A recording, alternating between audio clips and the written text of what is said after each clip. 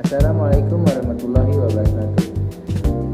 Di sini saya ingin mengerjakan UAS yang diperintahkan oleh Ibu Syarifah HL37 MA dari mata kuliah Tafsir Pendidikan.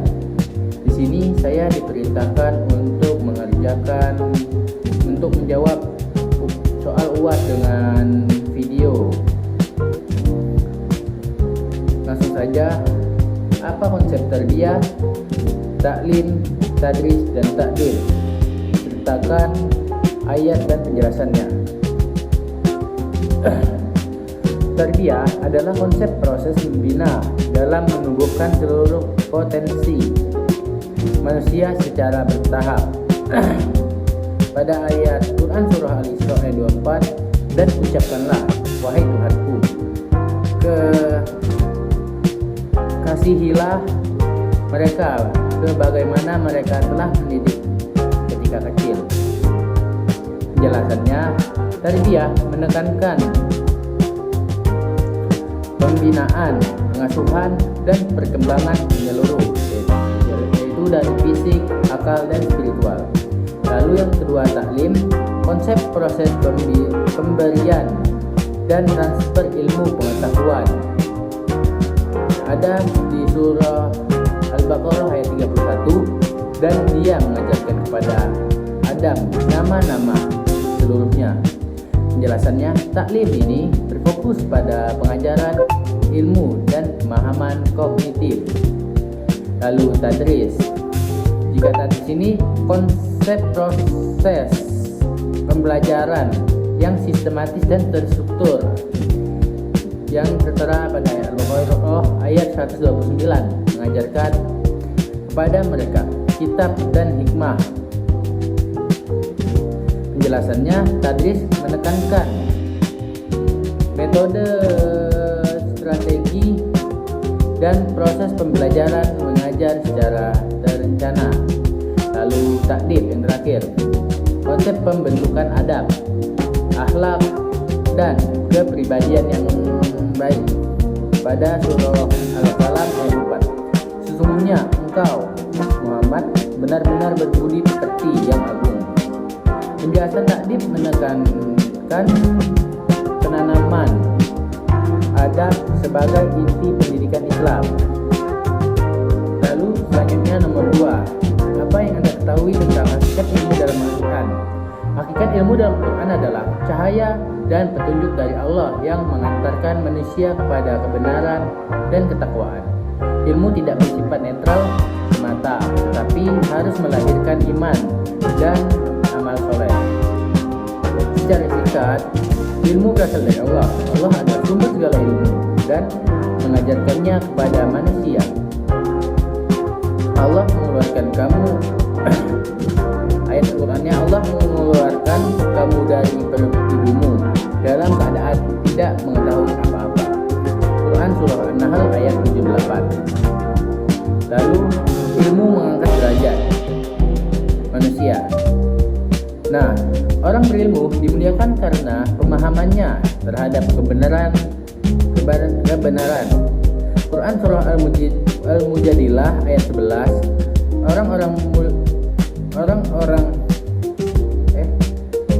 Allah akan meninggikan orang yang beriman dan berilmu beberapa derajat. Lalu ilmu harus melahirkan iman dan ketakwaan. Nah, ilmu sejati menumbuhkan rasa takut dan tunduk kepada Allah.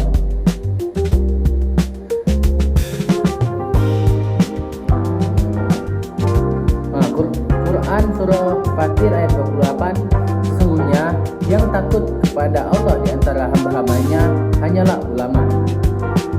Lalu yang terakhir, ilmu harus diamalkan. Nah, ilmu dalam Quran tidak berhenti pada pengetahuan, tapi diwujudkan dalam perbuatan. Selanjutnya nomor 3, jelaskan tujuan pendidikan dalam perspektif Al-Quran.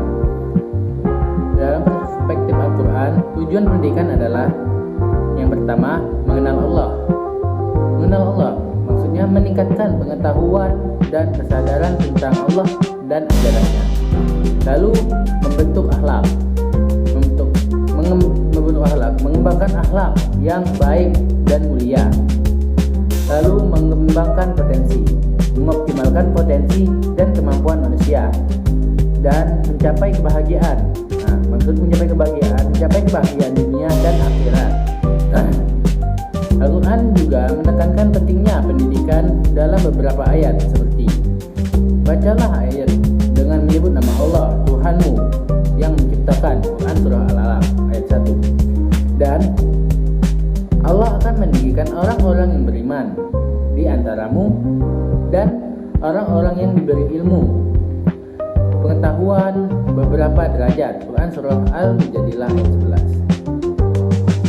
Pendidikan dalam Islam bertujuan membentuk manusia yang beriman, berilmu, dan berakhlak mulia. Selanjutnya, nomor 4, jelaskan konsep Al-Quran terkait peran orang tua dan guru dalam pendidikan. Nah, pertama, peran orang tua. Orang tua adalah pendidikan pertama dan utama bagi anak, terutama dalam menanamkan iman dan akhlak. Pada Quran surah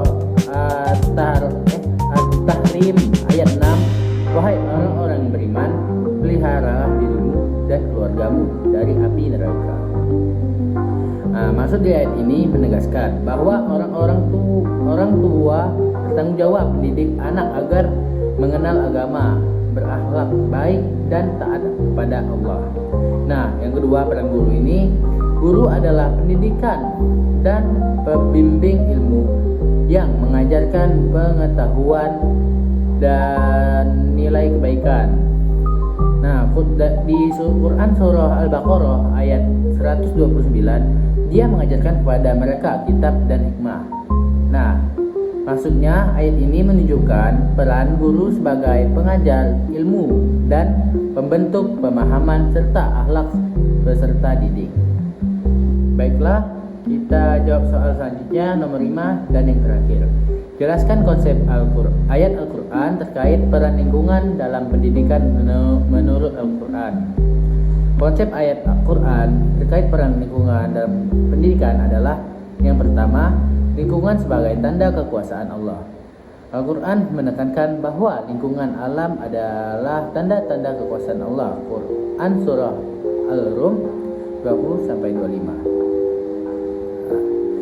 Yang kedua itu lingkungan sebagai sumber ilmu. Nah, ayat Qurannya itu lingkungan alam dapat menjadi sumber ilmu dan pengetahuan. Quran surah Al-Ankabut ayat 20. Lalu lingkungan sebagai tempat belajar. Nah, manusia. Nah, ayat Qurannya itu manusia diperintahkan untuk memperhatikan dan mempelajari lingkungan alam.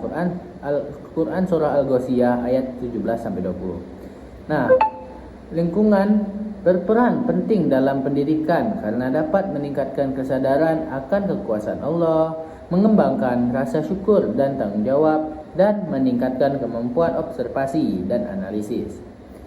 Dengan memperhatikan lingkungan, kita dapat belajar tentang kebesaran Allah dan meningkatkan keimanan.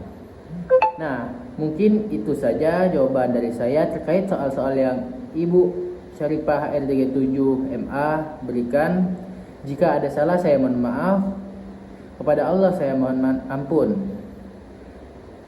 Dikarenakan saya di sini juga masih belajar. Baiklah, saya tutup. Wassalamualaikum warahmatullahi wabarakatuh.